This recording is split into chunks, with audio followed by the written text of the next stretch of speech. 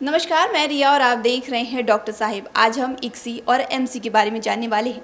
तो आज हमारे साथ इस विषय में बात करने के लिए डॉक्टर हिमांशु रॉय मौजूद है। डॉक्टर साहिब, स्वागत है आपका हमारे चैनल में। धन्यवाद। सर, आप हमारे दर्शकों को बताइए कि ये जो प्रक्रिया है, जैसे आईवीएफ है, आईयूआई है, ये कौन सी प्रक्रिया है और ये काम कैसे करता है, इसमें समय कितना लगता है?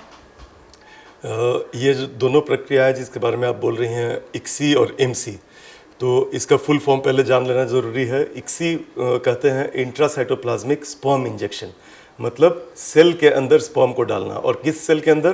तो जो एग होता है, जो औरत से एग निकाला जाता है, आईवीएफ के जो हम लोग टेक्निक करते हैं, उसमें औरत को इंजेक्शंस देके उसके एग्स को हम लोग निकाल लेते हैं। और उसको नॉर्मल आईवीएफ की प्रक्रिया में हम लोग हर एग के चारों तरफ लगभग 1 लाख स्पर्म को रखते हैं और वो नेचुरल फर्टिलाइजेशन होता है। कभी कभी नेचुरल फर्टिलाइजेशन फेल कर जाता है और स्पर्म्स का नंबर ठीक भी रहने पे, कोई दूसरा और कारण नहीं भी रहने पे पता चलता है कि कोई भी एग फर्टिलाइज नहीं हो पाया। इसको टोटल फर्टिलाइजेशन फेलियर कहते हैं और इसका चांस 10% होता है। मतलब 10% केस में बिल्कुल आईवीएफ में फर्टिलाइजेशन ही नहीं होगा। इसके अलावा अगर स्पर्म्स उतनी मात्रा में नहीं है कि हम लोग एक एग में 1 लाख स्पर्म दे पाएँ, वैसे पुरुष जिनमें स्पर्म्स की काफ़ी ज़्यादा कमी है, सीवियर ओलिगोस्पर्मिया जिसको बोलते हैं, 5 मिलियन से भी कम अगर रहता है पर ml स्पर्म का काउंट, तो इनमें भी अगर हम लोग आईवीएफ की प्रोसेस करने जा रहे हैं तो उतने स्पर्म्स नहीं मिल पाते हैं। तो इन सब कंडीशंस में प्लस एक कंडीशन होता है एजोस्पर्मिया, बिल्कुल जिसमें कि बिल्कुल ही जीरो स्पर्म होते हैं। उसमें हम लोग को टेस्टिस के अंदर से जो पुरुष का अंडकोश होता है, उसमें से हम लोग को बायोप्सी करके या फाइन नीडल एस्पिरेशन के द्वारा, सुई के द्वारा अंदर से टिश्यू निकाल के स्पर्म्स मिलते हैं। तो उस टाइप के कंडीशंस में जब एजोस्पर्मिया का हम लोग इलाज कर रहे हैं तो बिल्कुल गिनती के ही स्पर्म मिल पाते हैं और उस स्पर्म से ना आईयूआई किया जा सकता है और ना ही आईवीएफ किया जा सकता है, इसलिए कि उनकी संख्या बहुत ही कम होती है। तो ये सब जो कंडीशंस मैंने बताया आपको, इन सब कंडीशन को ही ट्रीट करने के लिए टेक्निक आती है जिसको कि इक्सी बोलते हैं। और इसमें हम लोग एक एग के लिए मात्र 1 स्पर्म की ज़रूरत होती है। तो अगर 10 स्पर्म भी हम लोग के पास है तो हम लोग 10 एग्स को उससे फर्टिलाइज कर सकते हैं। और इसके लिए एक अलग मशीन होता है जो पीछे माइक्रो मैनिपुलेटर इसको बोलते हैं। इसी पे काफ़ी ज़्यादा मैग्नीफिकेशन करके हम लोग जो औरत के शरीर से एग निकलता है उसको प्रॉपरली अलाइन करके कि उसका न्यूक्लियस कहाँ है वह सब देख के, और दूसरे साइड से हम लोग एक इंजेक्टिंग पिपेट जिसको बोलते हैं, उसमें हम लोग सीमेन को पहले वॉश करते हैं और फिर बहुत हाई मैग्नीफिकेशन में, ऑलमोस्ट 1000 टाइम्स मैग्नीफिकेशन होता है, 1000 गुना आवर्धित करके हम लोग स्पर्म्स को देखते हैं। और कोई भी जो चलता हुआ अच्छा स्पर्म दिखता है उसको पहले हम लोग उसके पूंछ पे उस नीडल के द्वारा उस पर चोट दिया जाता है जिससे कि वो उसका चलना तेज़ी से रुक जाए। और फिर उसको हम लोग इंजेक्टिंग पिपेट में लेते हैं। फिर स्पर्म को डायरेक्टली इस इंजेक्शन को, जैसे हाथ में सुई पड़ती है उसी तरह इस इंजेक्शन के अंदर दवा के बदले स्पर्म रहता है, उसको हम लोग सीधे एग के अंदर में उस इंजेक्शन को डालते हैं जो कि बहुत ही बारीक होता है और स्पर्म को उसमें इंजेक्ट कर दिया जाता है। तो ये एक तरह का इंजेक्शन है जिसमें कि नॉर्मली जो हम लोग सुई लेते हैं अपने हाथ में, उसके बदले अंडा के अंदर दवा का नहीं बल्कि स्पर्म का इंजेक्शन दिया जाता है। तो ये इक्सी की टेक्नोलॉजी होती है। इसको डालने के बाद अगले दिन हम लोग को पता चलता है कि ये सक्सेसफुली आगे का फर्टिलाइजेशन हो रहा है कि नहीं। और 2 से 5 दिनों के बाद जब वो एग फर्टिलाइज होने के बाद जब भ्रूण का स्टेज बन जाता है तो जैसा ज़रूरत रहे उस हिसाब से हम लोग उसमें से बेस्ट क्वालिटी के 2 या 3 या 1 एम्ब्रियो जो होता है उसको सिलेक्ट करके औरत के यूट्रस में नीचे के रास्ते से डाल दिया जाता है। तो बेसिकली इक्सी की टेक्निक यही होती है। और आईवीएफ और इक्सी में औरत के इलाज में कोई फ़र्क नहीं होता है, बिल्कुल सब चीज़ सेम टू सेम रहता है दोनों में। लेकिन केवल लैब में हम लोग को एक स्टेप ऐड करना पड़ता है। आईवीएफ में जहां हम लोग स्पर्म्स को एग के अराउंड 1 लाख स्पर्म्स को छोड़ रहे थे, यहाँ हम लोग 1 स्पर्म को लेके एग के अंदर एक मशीन के हेल्प के द्वारा डालते हैं। तो ये इक्सी की टेक्नोलॉजी होती है।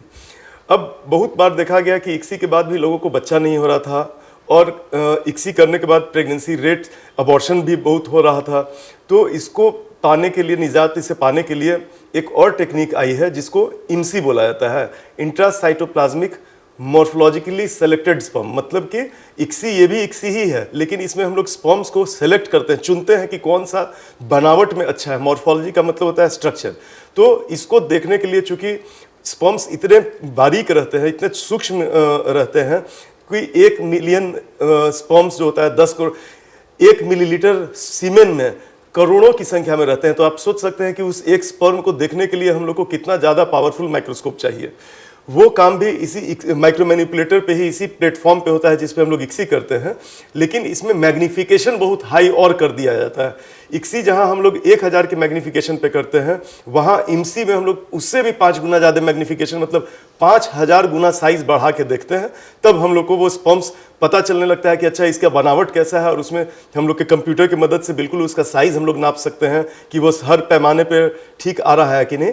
और जब उसमें से जो बेस्ट स्पर्म हम लोग देख लेते हैं कि हाँ ये स्पर्म है, तो उसको सेलेक्ट करके हम लोग इक्सी करते हैं, मतलब किसी सेल के अंदर, एग के अंदर डालते हैं।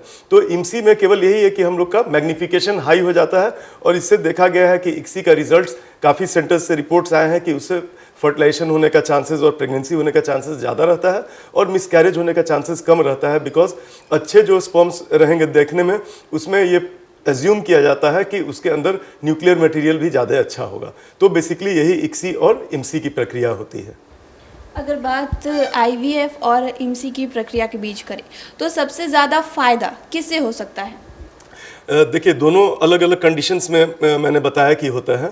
आईवीएफ हम लोग 60x के मैग्नीफिकेशन पे केवल करते हैं, 60 गुना केवल बढ़ाना पड़ता है, जबकि इक्सी मैंने बताया कि 1000 और इमसी 5000 गुना आवर्धित करके किसी चीज़ को हम लोग देखते हैं, तो डेफिनेटली उसमें ज़्यादा चांसेस रहता है।